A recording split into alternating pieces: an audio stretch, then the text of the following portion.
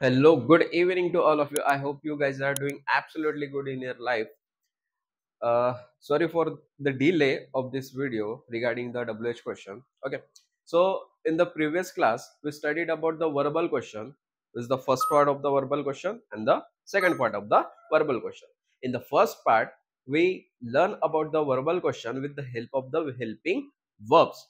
Okay, and in the second part we also learn the verbal questions but with the help of the do does did. Okay, so clear that.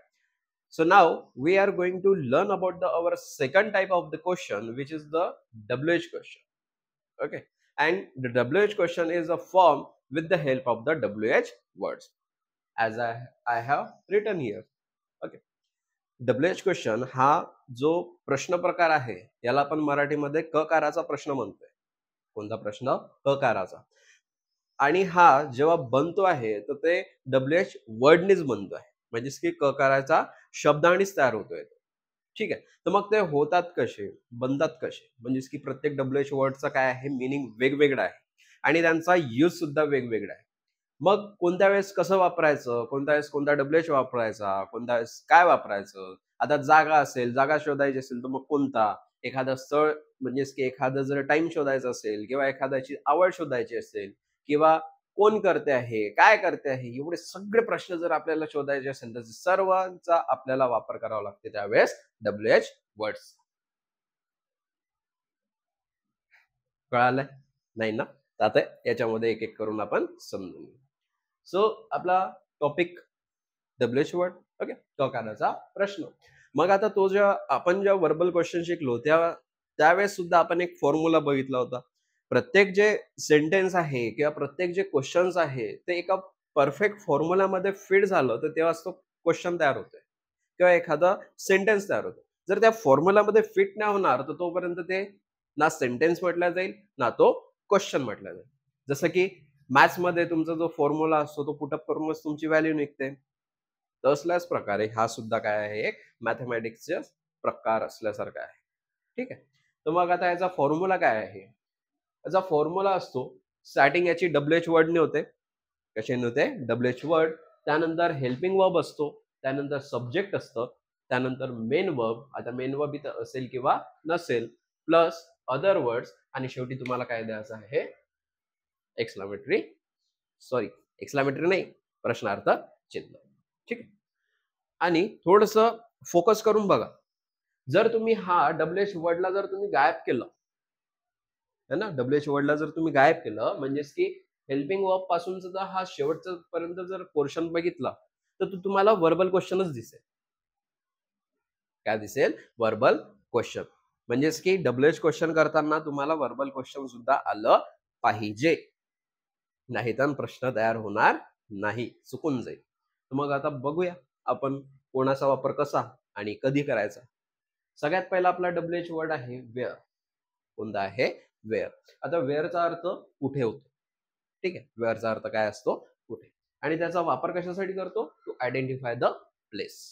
म्हणजेच की स्थान शोधण्यासाठी, जागा शोधण्यासाठी याचा काय केला जातो? वापर केला जातो. मग आता प्रश्न कसा बनेल? चला बघूया. आता जसं फॉर्म्युला सांगितलाय ना त्या प्रकारे चालायचं. WH वर्ड आपला कोणता आहे? वेअर आहे.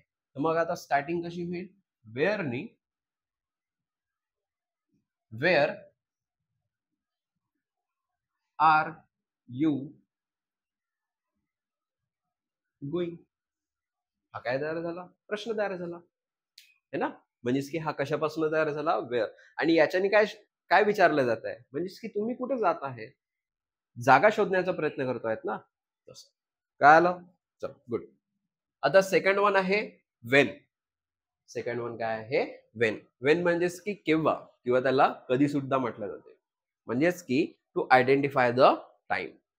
कशासाठी वापर केला जातो? To identify the time. म्हणजेच की वेळ शोधण्यासाठी है ना. म्हणजेच की प्रश्न तयार करून बघू आपण. वेन डिड यू कम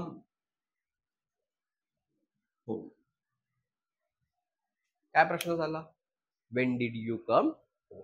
म्हणजेच की तुम्ही घरी केव्हा येता किंवा कधी येता असल्यासारखाच झाला ना तो. एखाद्या वेळेस आपण प्रश्न विचारतोय तसा है ना. कधी कधी काय होते की आपण तो प्रश्न विचारतोय पण आपल्याला ते कधी कधी कळत नाही. ठीक. तर नेक्स्ट आहे वॉट. काय आहे वॉट. आता इथं वॉटचे दोन अर्थ आहे. दोन अर्थ नाही, दोन वापर आहे. वॉटचा अर्थ कायच होतो. ठीक आहे, वॉटचा अर्थ कायच होतो पण त्याचा वापर दोन आहे. तसं दोन म्हटलं नाही जात तर तसे पुष्कळ त्याचे वापर केला जाते है ना. काय केला जाते, पुष्कळ वापर केला जाते. तर आता फक्त दोन बघूया आपण. पहिला वापर आहे टू आयडेंटिफाय द ऑब्जेक्ट. आपले जे ऑब्जेक्ट आहे ते आयडेंटिफाय करण्यासाठी सुद्धा काय केला जातो, वॉटचा वापर केला जातो. परंतु ऑब्जेक्ट कोणतं, तर थिंग फॉर्म मधलं, वस्तू स्वरूपातलं. कोणत्या स्वरूपातलं, वस्तू स्वरूपातलं. आणि सेकंड काय आहे, also we identify the subject. ब्रॅकेटमध्ये थिंग दिसते. आपला जो सब्जेक्ट असतो तो सुद्धा म्हणजेच की कोणता आहे ते शोधण्यासाठी सुद्धा कशाचा वापर केला जातो, वॉटचा. परंतु तो कोणता, वस्तू स्वरूपातला. कोणत्या स्वरूपातला, वस्तू स्वरूपातला. तर बघूया सगळ्यात पहिले त्याच्याने प्रश्न करू. ठीक आहे, काय प्रश्न होईल, व्हॉट हॅव यू ब्रॉट. हॅवचा काय झालं, थोडंसं स्पेलिंग मिस्टेक झालं. ओके, माइंड नका करू.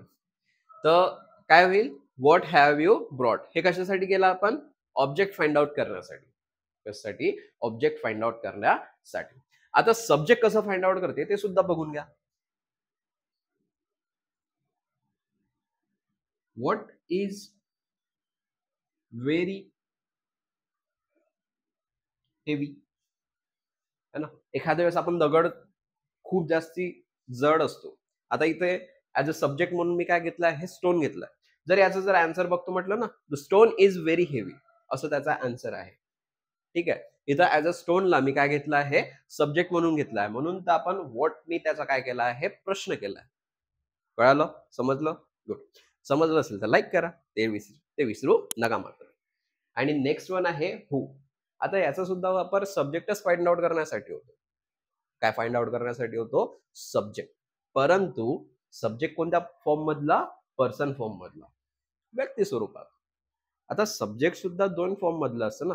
जेव्हा कर्म दोन फॉर्म मधलं असते तेव्हा सब्जेक्ट सुद्धा किती फॉर्म मध्ये असते, दोन. आणि दोन फॉर्म कोणते, एक वस्तू स्वरूप आणि एक व्यक्ती स्वरूप. हे लक्षात ठेवा. Okay, so next one is the who. Who म्हणजेच की कोण. हूचा अर्थ काय आहे, मग प्रश्न करूया तर काय होईल,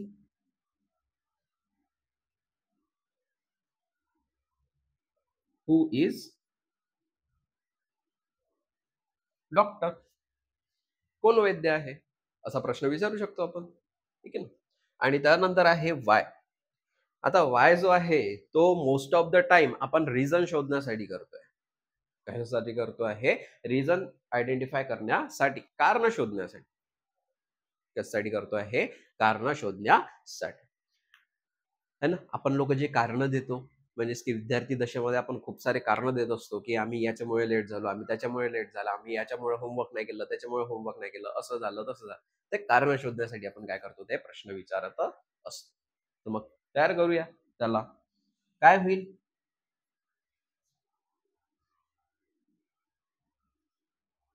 वाय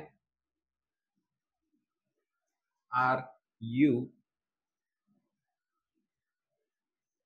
लेट है ना. म्हणजेच की तुम्ही उशिरा का आले, असा प्रश्न असतो आपल्या शिक्षकांचा. जेव्हा आपण काय होतो, क्लासला किंवा वर्गाला आपण किंवा शाळेला आपण जेव्हा उशिरा पोहोचतो त्यावेळेस हा प्रश्न मात्र विचारला जातो. लास्ट आहे आपला विच. कोणता आहे, विच आहे. तर मग विचचा आपण कशासाठी वापर करतो, एखाद्याची लाइकिंग म्हणजेच की आवड काय आहे, त्याची हॉबी काय आहे, त्याचा आवडतो वस्तू कोणती आहे, गोष्ट कोणती आहे, त्याचा पदार्थ कोणता आहे, ते सुद्धा आपण जेव्हा माहिती करून घ्यायचा असतो त्यावेळेस आपण विच सारखा शब्दाला काय करतो आहे, वापर करतो. मग बघूया प्रश्न कसा तयार होईल. एखाद्याला जर एखादं पुस्तक जर आवडत असेल तर आपण कसं विचारू, तर ते बघूया पहिले. प्रश्न कसा होईल, which book do you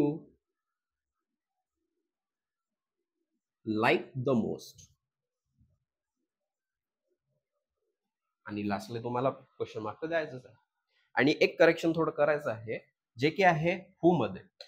who मध्ये काय आहे, हू इज, इथे मी अ खाल्लाय म्हणजेच की अ विसरलाय, तर ते तिथे अ पाहिजे. ठीक आहे, कळालं.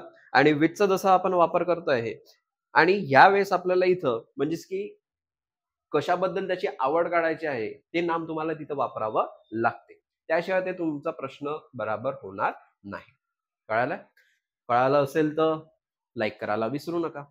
सो ह्या क्लासपर्यंत आपण इतकंच घेऊ, आणि नेक्स्ट क्लासमध्ये आपण how, how many, how much यासारखे जे WH वर्ड्स आहे पुन्हा त्यांचा सुद्धा आपण काय करू, अभ्यास करू. आवडलं असेल तर लाईक, शेअर, सबस्क्राईब करायला विसरू नका, आणि तुमच्या मित्रमैत्रिणींमध्ये हा व्हिडिओ नक्की शेअर करा. चला तर मित्रांनो, भेटूया आपण नेक्स्ट क्लासमध्ये. Till then tata, bye bye, see you.